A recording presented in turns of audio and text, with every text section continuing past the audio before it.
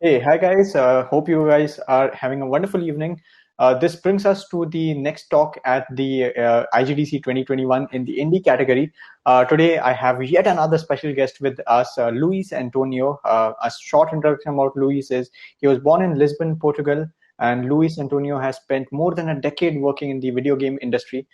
He started his career at Rockstar Games, then became an art director at Ubisoft, and then went independent to create the art for The Witness. He recently released his directorial debut, the Tribeca official selection 12 Minutes, an interactive thriller about a man trapped in a time loop. Before we begin the talk, I would like to officially thank our sponsors. We would like to take a moment to thank all our sponsors.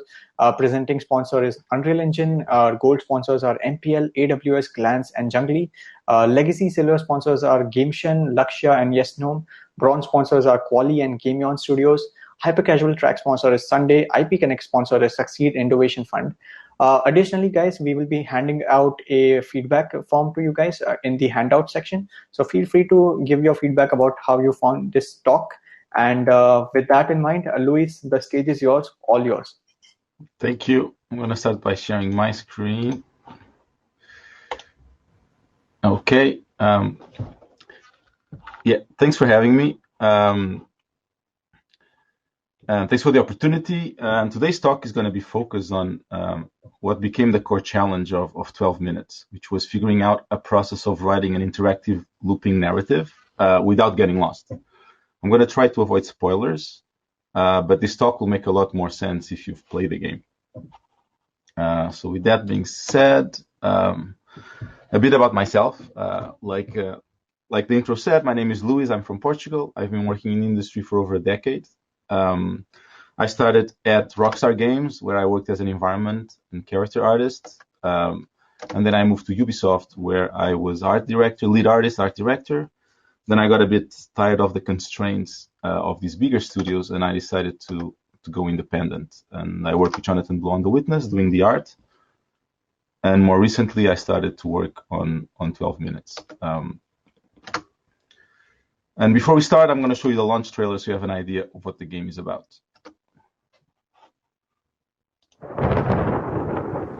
So when is a dessert not just a dessert? I have something to share. So? Okay, look, I clearly haven't opened it yet, and I know there are baby clothes inside. I just bought them today. How could you know? Look, I know this sounds weird, but the day's repeating itself. What are you talking about? I've done it before. Just listen. I haven't figured out how it all works yet, but for example, if I get beat up, I go back to the start of the evening. What? In the next few minutes, a cop is gonna knock on our door. This is some kind of sick joke. He's gonna hurt us. You gotta go. And leave you alone? Police! You're under arrest for your father's murder 8 years ago. My father? Please, you must be thinking of someone else. Don't play it dumb. I know the truth. I'm not lying. I just said no more yet. I forgave everything, all of it. Things like this just don't get forgiven.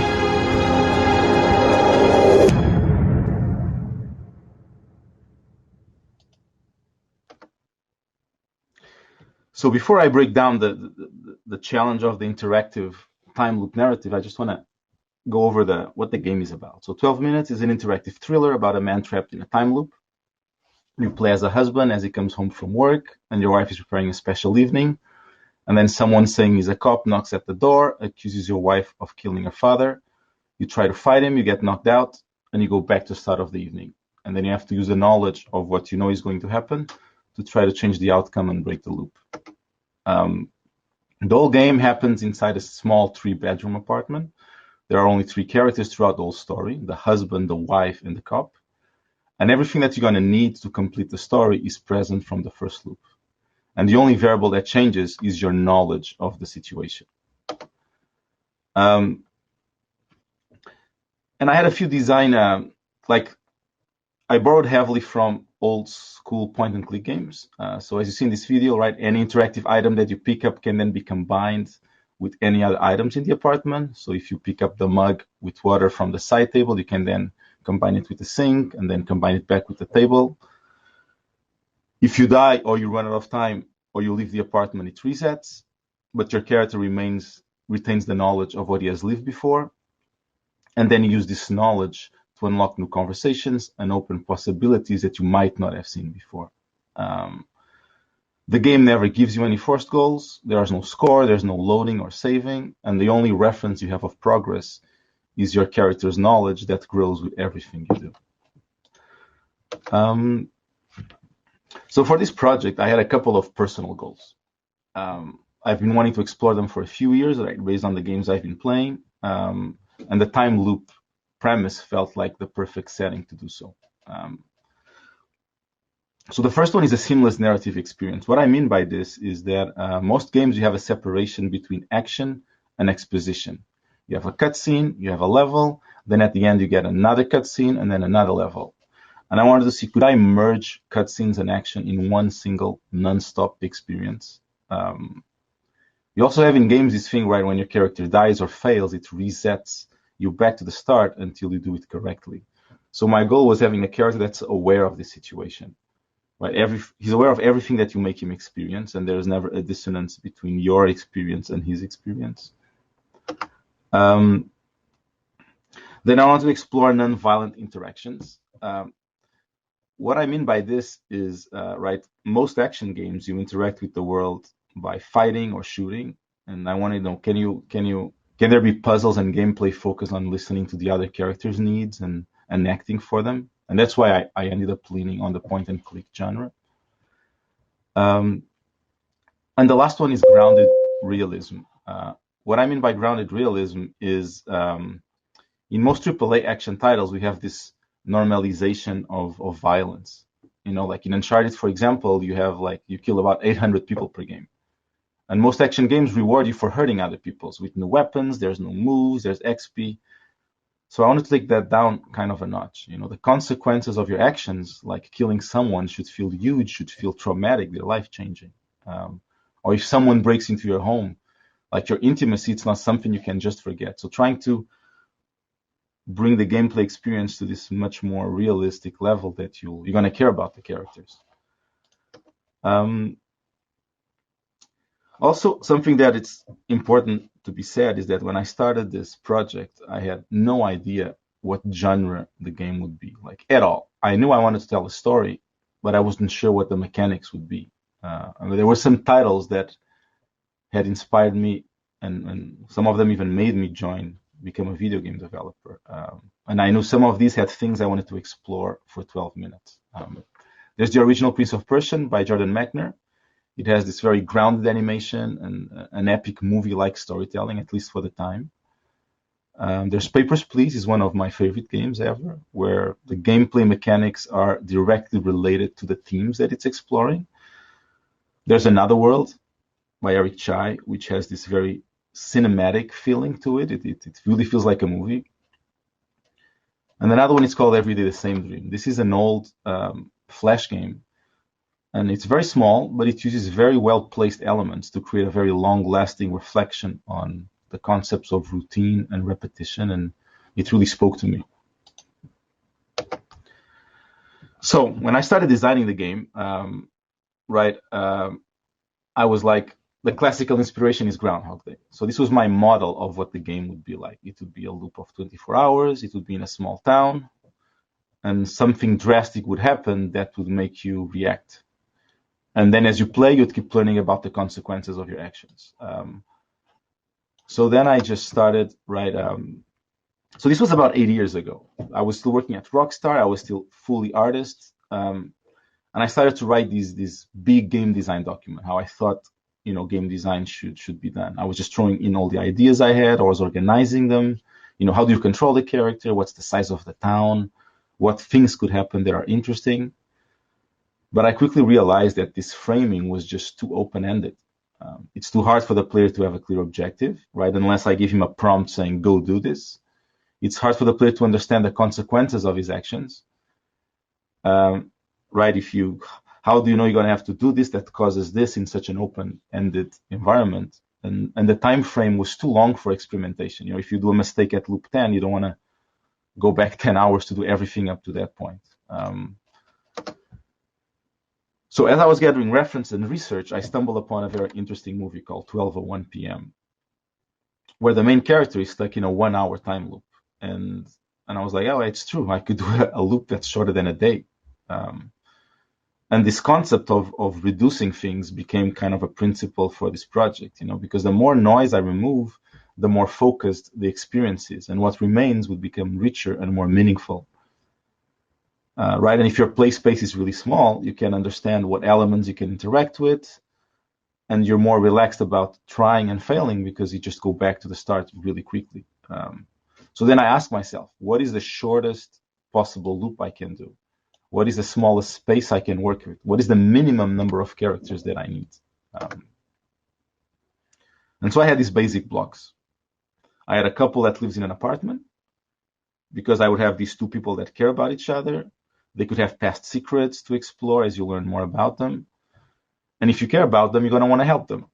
And then I would need something to make the game start. So this was the external element. In this case, the burglar that's going to force you to act. Right? It automatically creates this objective for the player to save your partner in the situation. And it's exciting to act upon. And I'm not like forcing you to do this, but it's clearly something that you will react to. So this was great. Like, you're home with your partner, someone comes in, there's a struggle, somehow you die, you go back, and now you have to stop this from happening. So at this point, right, I was still working in other games. I didn't learn to program yet, and I started just to role play with friends. So I would just go on a walk on the beach with someone and be like, you just got home from dinner, you have someone rings at the door, what do you do? And then I would kind of get their feedback of what they would do in the situation, and I write the story in a document. And I started to get really enamored with this idea of an onion layer peeling concept. What I mean is that your knowledge keeps changing, like one layer at a time. You get these breadcrumbs of possibilities. You're never overwhelmed, but there's enough for you to keep exploring. Like, for example, like the first loop you learn there's a burglar that wants to attack you. You try to defend yourself. Second loop, you actually realize the burglar is after something that your wife knew and she never told you about. Then you're like, next loop, oh, she has a past that I had no idea about. She lied to me. Then another loop, you're like, oh, maybe she lied to me to protect me about something. So you keep digging through the narrative in an oriented, organic way. But the issue I kept running into was that writing it in a linear format, like you see here, it just didn't work, because as soon as I went back to the beginning of the loop, how I was going to track the possibilities of what you can do. And once I had 2 or 3 loops, I was just circling back and forth on the document, and I was just getting lost. There was no room to grow the concepts and the ideas of what the gameplay would be. So I started to research different ways of writing a story that are not linear. I looked at Twine, which is used a lot to create like write your own adventure things. But once again, this became very restrictive when I want to go back to a previous situation and your knowledge of that situation is different. Then I looked at mind maps, because the way you organize information on a mind map is slightly different. I was like, maybe this would work. And I like the node-based idea of moving things around. But once again, it didn't really work. So I started to look into flowcharts. I knew it was kind of the only way I could go with. I found this program called YED, which I ended up using for the rest of the project. It was open source, which is great because I could collaborate with other people without worries about licenses and costs. It has a very clean interface, so I can make like good-looking graphics that I'll be happy to look at as an artist while I build a narrative. And the save file format is XML, which means it can easily be exported to other platforms or even into a game engine. And it allowed me to have like custom data properties, which was pretty important for me. So then I started to convert this linear narrative into a node-based system, right? The same story I had linearly written before would now become this step-by-step narrative. So here, this image, you have the first moment of the game, right? The moment you get home just before the cop arrives. And it was crazy because the moment I started to use these flowcharts, I could see all the parallel choices you're able to do. Right? Do you sit in the couch when you start? Do you go straight to speaking with the wife? Do you go to another room? If you do that, what happens after? I also started to color code other characters and the specific events so I could more quickly visualize what is what. And yeah, that's it. I was suddenly visualizing the complexity. I also realized that everything was around knowledge. Like knowledge would be the gates that unlock and connect everything. For example, here it's a zoom in on that document, but when you talk with another character. So when you would approach the wife and you'd start talking with her, I started just to write the conversations you could have, like say, hi, I'm home, let her know that you know about something, to let her know you're living the same day. And once again, these conversation options would be all dependent on the knowledge that you have. And so you see there, like the orange and the red nodes are the knowledge nodes. And I was like, yeah, your knowledge stays and the other character's knowledge resets, and everything is moving around this knowledge. So I kept expanding and expanding. And this is kind of what became the main document for the story. On the bottom there, where it says linear story, you have like the loop itself from left to right. And then all those other boxes would be different moments in the story. Permutations of the loop, like you talking with the cop, you talking with the wife, the dinner sequence. They would have these zoom in sections of things that would happen in that specific moment. And I kept working and developing the story, and then it grew into this giant single document. This is just really zoomed out to show you the complexity of it. And then once again, I ran into the same problem. It was once again unmanageable. There were too many things happening, and I just couldn't connect them or know how they relate or know if I even covered some event that I already thought about. But there was a pattern. Like with this amount of things going on, I started to see things that were repeating, and I could get some organization out of them. Right? There were three separate things that interacted with each other. There was a story, which is what's happening to each character. The cop knocks at the door, the wife sets the table, the storm starts. There's a knowledge, right, which is unlocked as you play the story and relates to the other variables. Right? You need to know that you're living the same day before you're able to prove it. And then there's the dialogues that change depending on the knowledge and the moment you are in the story. Right? The wife is not going to believe that a cop is coming before she believes you're in a time loop. Or, for example, you cannot ask the wife to have dinner with you if you're both handcuffed and being interrogated by the cop. So I split this gigantic file into two documents. There were dialogues, player with cop, player with wife, wife with cop, and the story, what each character actually does. And anytime I would work on one of them, I would check how these three elements affect each other, right? I would keep track of the amount of knowledge, and I would quickly see if I'm adding a knowledge that's very similar to a knowledge that's already there, then I can research on all documents where that knowledge is used or where it's unlocked and see if things are working smoothly. Right, each dialogue needs to know where I'm in the story. And so with all these building blocks, I felt I was finally ready to start actually programming the game. I had enough narrative and enough depth on what the story could go that it was time to figure out how to apply this to the game. But like I said, I didn't know what genre the game would be like. So I had to figure out, like, how do you interact with the world? Is it a platformer? Is it a shooter? Like, what do you do here? So I knew that I had to create a bunch of rules for how you interact with the world. Something that would be consistent enough that you could formulate a plan, right? And you could execute that plan, understand why it failed, and have a sense of agency.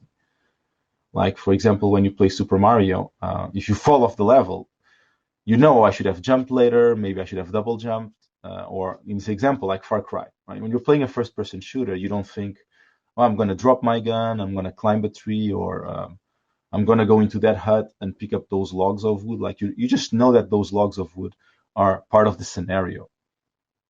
And you accept the rules of the world, right? You know how you're allowed to interact with the world, and you use those constraints. So for 12 minutes, I was like, let's have a static environment. You You cannot move the couch and block the door with it. You cannot flip the table. You cannot jump out the window. There's these things that you know will not change. And then you have the dynamic items. You have the mug, the knife, and nothing too abstract. Like we wouldn't have like a wallet or an apple. Like you have things like a phone. I might call someone. The knife, I might attack someone. And then the other thing was making sure whatever you combine, you'd always get a consistent result. So, for example, early on, if you drag the knife to the cop, you would attack him. But if you drag the knife to the wife, you would give her the knife for her to protect herself. So then players were getting confused of, okay, if this is context sensitive, what else am I missing? So I made sure that every action would always have the same result, no matter who you would use the object with. So that started to work. People could formulate plans, like they could, in theory, stop playing the game. And knowing what they found so far, they could be like, oh, maybe I can hide in the closet. I close the door. The wife doesn't see me. And then I can hear the cop talking with her. And so these game design constraints would dictate what the story would be and vice versa. So I kept working on the story, right? I started to organize these flowcharts and convert it into code. What you have here is how it looked early on, where I would have a flowchart with the text on the left, and then I would have this coded version of the conversations that the engine would read. And I was doing the same with all the story elements. But I started to run into an issue very quickly, which was the first one was I couldn't maintain the information in two separate locations, and I was losing track of how things overlap. And I no longer could see the bigger picture. So I took a step back, because I was like, when I was working on the flowcharts, I could keep track of things. But this translation to code was like writing a Word document. I could not be aware of things. And I was like, okay, what I want is to keep writing everything in a flowchart, connect them there, and then somehow have the engine read this. So it was XML. I was able to export, get this into the game engine, and it worked. Like suddenly, anything that I would do in a flowchart, I would just save the document. It would get exported to the game engine, and I could always see this higher picture of things only in the flowchart. And this is an example. This is the conversations of the player with the wife. So there's one document kind of roughly this size for every single combination of conversations. And here's a zoom in. This was a tricky part, was figure out like what do you need in conversations and why I couldn't use Twine or other ways of writing dialogue. So this is the conversation where you ask the wife about dinner. In orange is the title of the dialogue, ask for dinner. In yellow is the player dialogues, pink is the wife, and each column represents the same conversation depending on what you've learned so far. So the first column is the first time you ask for dinner, like even before she manages to tell you that she prepared the dinner, so she's surprised that you know about it. The second column is if you have, after she has mentioned the dinner, if you ask her for the dinner. Third column is if you ask for dinner after you've proven to her that you're leaving the same day. And then right there can be like 10 of these depending on the accumulated knowledge of the other characters. And then each column has a block that represents if you have that conversation in another loop. So if you ask the wife for dinner before she even told you about it a second or a third time, your character is just going to be quicker because he just said it like 5 minutes ago and he kind of knows what she's going to say. So this was the structure for the conversations. And then I made the same thing. I wrote a really nice, clean document that would be the story, like the behavior for each character. And here, this is the one for the wife. There will be one for the cop. And then there's one for the world. And the player, you control him. And this is how they look. Here's a zoom in. So you can see, like, for example, welcoming the player. So blue, the squares in green are the story. The squares in orange are like subtasks, and blue are like stories inside other stories. So on the left, right, this is very readable. She wants to welcome you. The knowledge wants to welcome Aaron has been activated because maybe you made a noise. She suspects you're home. If she does know you're home, she looks for you. It's the green story. If she knows you're home, she welcomes you, and then she loads another story, read in the living room, which is the one you see on the right. And this was huge, right? Managing to write this and being able for this to be exported to the engine meant I could just navigate what the story would be. And if there was a scenario that wasn't being covered, I could just move these nodes around, and I could always see how things relate. Now, the issue with stories was that there's priority, right? Sometimes a character could be doing something and get interrupted by something else. And once that interruption has happened, how do you make sense? Like, do I go back to what I was doing? Is this more important? Or if there's two things interrupting the character, which one is more important? So I grouped stories into 4 types. There's the generic ones, which is like the main story, the one you saw before. There will be reactions, which is you can interrupt any generic story with a reaction. Like if you hide in the closet, the wife sees it, she starts laughing, but she's still going to be reading her book. There's panic ones, which can interrupt the reaction and the generic one. And it's something more urgent, like imagine the wife is reading a book and suddenly the cop handcuffs her and she goes into panic mode and she likely won't resume the generic task. And then the end tasks, which would be stories that interrupt all the other ones and can never be interrupted by anything else, usually when a character dies. So with all this, I was able to build this long story that dynamically grows. And so early on, I could watch friends play. They would come over, they would play for an hour or two, but it got to a point that the game was taking more than 4 hours. And the issue I was running into was understanding how their experience of the game was going, because I don't know what order people are unlocking their knowledge. I don't know what they're interpreting of what they've experienced so far. And how could I iterate on the gameplay if I don't understand how the player arrived at a certain point? So how could I piece together someone's playthrough and decision process? Why did you get stuck? Why did you make this choice? Why was this part confusing? So the final element for this was creating a log. So what happens is, as you play the game, every action that you do, it exports a text file, a text line to a file.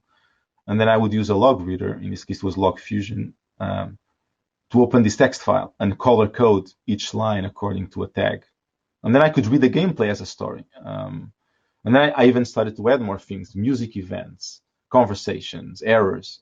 So this example you see here, the wife is in pink, the player in this case is in white, conversations are in orange, and green are triggers. So like in this quick glance, you can see on the left, the 16, you're on loop 16.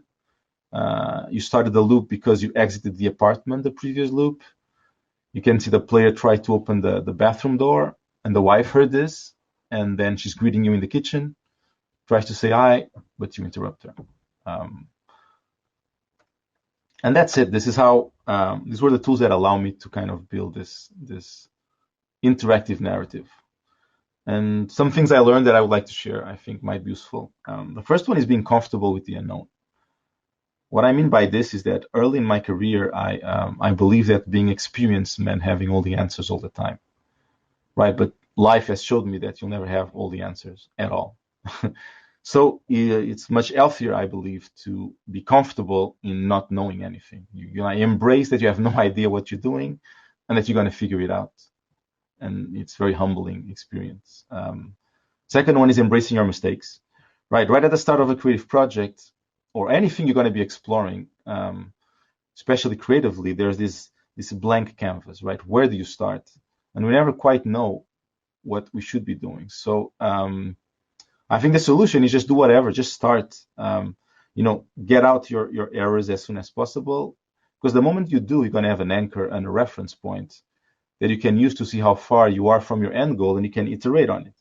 Like I want to write a time loop game, no idea. Let's just start writing a story. I don't know how to write stories. I'm going to learn as I go. I'm going to realize what I don't know. And the last one, and this applies more, I think, for programming and game design, scripting, is looking for patterns. I learned this while working with Jonathan on The Witness, where they're always saying, like, don't try to write the perfect code for your perfect concept. Just focus on expressing your idea.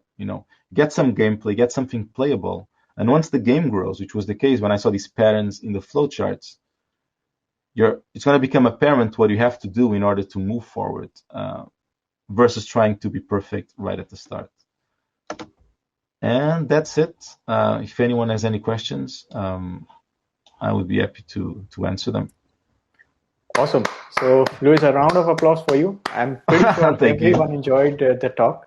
And thanks a lot for taking our time and educating us on your wonderful game. Many congratulations on whatever success it has achieved. And we hope you achieve much more in the future as well. So the audience has been kind enough to ask a couple of questions. So there have been, we'll take 4 questions and then we'll end the session. The first question is from Rajat Kushwaha. He asks, I want to ask that how many people should be included in writing such games? Because he feels that many people may cause a mess and less people may lead to less ideas. So what are your thoughts on that? I think it's important to have a vision. I think there should be a clear vision, and there should be a way for everyone to understand the vision, so that everyone is speaking the same language. Like, you could also say how many artists you have in a game, in a way, to write. All the artists need to understand the direction that you're going, so that when they, bring their skills to a project, those skills will add to what's being done versus taking it in a different direction. How many writers you should have, I guess, depends on the size of the project. Like 12 minutes, it was me for a few years, and then a few writers came on board to help, because English is not my main language. So they came on board to, massage the story, fix the voices of each character, and make the dialogues have their own voices. But they all knew the structure that I was coming from. So there could have been even more. I think even a writer per character would have been great too. I don't know if this answers. Awesome. The next question is by Ankita God. She asks, how do you keep track of the loops that were involved in the game? So it's exactly what I showed. I had this, instead of it became more looking at a simulation. There's a set amount of things that you can do that generates reactions from the other characters. And no matter what, some reactions will be like the cop coming in and telling you that he's looking for a watch. That knowledge will happen. Like, it's very hard to stop that from happening. So I could have some gates of information that I knew you'd have to pass through, no matter what direction you did, right? Like, no matter if you have the dinner or not, you're gonna learn about the cop. You're gonna, find out that you can use the phone to call 911. You're gonna, so it was not so much how many keeping track of the loops, but keeping track of the gates of information you would need in order to arrive at a conclusion from that accumulated knowledge. Right. Roshan Art 85 asks, how did you choose this particular story for the time loop, which is still ambitious in its own way, but not any other scenario? Is it the budget, time, production constraint, or the scale? So why did you choose this particular story? Yeah, it's mostly that is first my skills as a programmer. Like, I was learning how to do all these things for the first time. So like, even just making a character move on the screen, like going top down, I don't have to render faces. Going top down, I don't have to deal with movement of up and down, right? I only have to deal with this 2D type of movement. Yeah, and just a single environment, right? I don't have to have an army of artists to do an apartment. It's just an apartment. It's more about what you do in the apartment, and that I could work just by myself without running into issues. But in a way, these constraints became a very interesting aspect, because I could really focus on these characters without getting lost with other things. Cool. Aditya Ravichandran asks, for Firewatch, Campo Santo developed the Delilah brain. How important is spending resources on such tools for you, and in development time less than, say, 2 years? I'm not sure what the Delilah brain is, but if you mean, like, I think writing tools, understanding your needs and writing tools for them, I think it's super important. Like I said, like, for a long amount of time, I was very lost I would get lost building the narrative. Like, instead of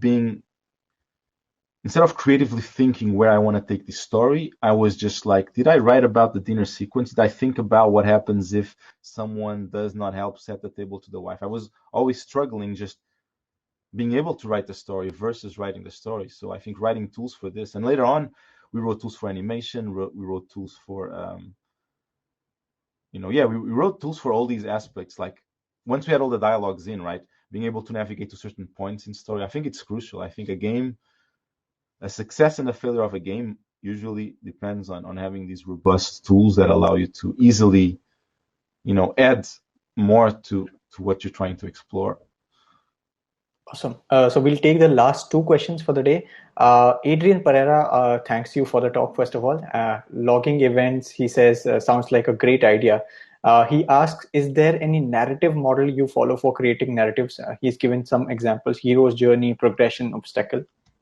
That's a pretty interesting question. So like I said, I had zero writing experience. I mean, I see a lot of movies. I really just write comic books and stuff. But I mean, in the sense of I started to read all these books about the journey's story, the hero's journey. But what I came to realize was that I think reading those books allow me to understand these building blocks of a story, right? Like, it's important that the characters have an evolution, that there's something that they learn and they go through. But I was always coming from the gameplay point of view. So I didn't really it was more of a gameplay model, let's say. The player needs to always have an objective. You need to feel that you're moving forward in the narrative, and you need to have these not only hooks and this breadcrumb system of every loop I learn a few things, but also I'm clearly progressing in this narrative, because there's no sense of progression because the level doesn't change. And so it was more of the moment-to-moment things, but also having this overarching thing that was happening. But I think those models didn't. The thing these models don't fit is because you're passive in most of these stories, and here you're active. So I just felt there were other things at play that I couldn't really come through these models I was reading of how writing a story, because you're an active participant. You choose the order in which you learn, and you're interpreting the information you're getting. And the game hopefully allows you to interpret things incorrectly and have a distorted view of what is actually happening, which I thought was pretty interesting. Awesome. And then there's the last question for the day, asked by Nagi. How to tie game mechanics and the story, which should influence which, and to what extent? So in this case, and because I wanted this to be, the gameplay, it was more important for me to explore the topic of playing, accumulated knowledge was the mechanic. You have knowledge of something that is going to come to happen, and how do you use that as a game design element. That was the focus of this experience. So the story came as a result of trying to explore this concept. In this case, you explore, you're learning about this cop, and you're judging his behavior and his motivations, and then you're judging the wife, and then on the third act you learn about yourself, and suddenly the spotlight is on you. So I think the story was more influenced by the exploration of the game mechanics. So there were certain things I wanted to explore, and the story would have to go there in order to have a reflection on that mechanic. Awesome. And I think I did say that we'll take the last question, but I personally find this very interesting. It's asked by Yaru Rajiv. The question is, how fun was it working with James McAvoy, Willem Dafoe, and Daisy Ridley, and also with Annapurna Interactive? It was super fun. I think there's an interesting thing there, for future game developers. I was very scared of finding a publisher. Let's start with the Annapurna Interactive, because of working with AAA, and I spent a year looking for a publisher to work with. There's the way most publishers work, it's that there's more this making money model, and versus what are you trying to say with this project, and we want to make you able to say this. So Annapurna was like a family. They understood what I was trying to do, and they enabled me to take this concept as far as I could. So it was awesome. As working with the actors, it was great. I mean, they're super professional. They're super talented, and honestly, I think they helped, right? They helped develop the characters, and they helped, right? I could come with the needs that I had as a game designer, right? I need the characters to go in this direction. I need these things to be accentuated, and they were able to find the voice of the characters. And there was this thing, because the game right? You saw those flowcharts. Like they couldn't memorize the lines. There were too many lines. We did like a month and a half of recordings. So they really had to kind of understand the characters. Like James had to know the beats of the loop, and then I could just throw at him the lines, and he would figure out how the character would behave. And yeah, it was really fun. They were super talented, and I think they raised the quality of the product. Awesome. This talk was a lot of fun as well. Thanks a lot, Luis, for joining us. And I'm pretty sure everyone had a wonderful time. Please, we would look forward to all the feedback. The feedback forms have been put out in the handout section. Everyone is thanking you. Luis, once again, thanks from my side as well. And personally, even I learned a lot from you. So looking forward to connect with you again in the next year's IGDC as well. Thank you. Thank you, guys. Thank you for the opportunity, and thank you for the amazing conference. This is great. All right. Bye-bye, guys.